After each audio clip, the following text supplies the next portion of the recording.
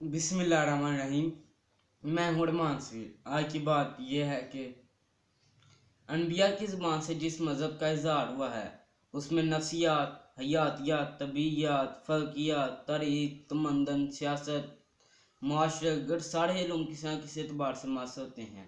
ایسا ماہر کلام جو شعور تو لاشعور درکنار اب تک کسی انسان سے ظاہر نہیں ہوا جس میں غلط فیصلے، خام اندازے، غیر واقعی بیانات موجود نہ ہوں، مگر مذہبی کلام حیرت انگیز طور پر اس طرح تمام غلط سے بالکل پاک ہے۔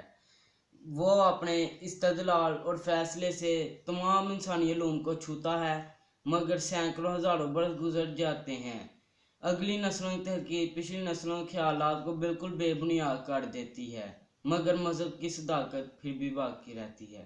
یہ مطالعہ جو میں نے آپ کے ساتھ شیئر کیا مولانا وحید الدین خان کتاب مذہب اور جدید چیلنج سے لیا گیا ہے۔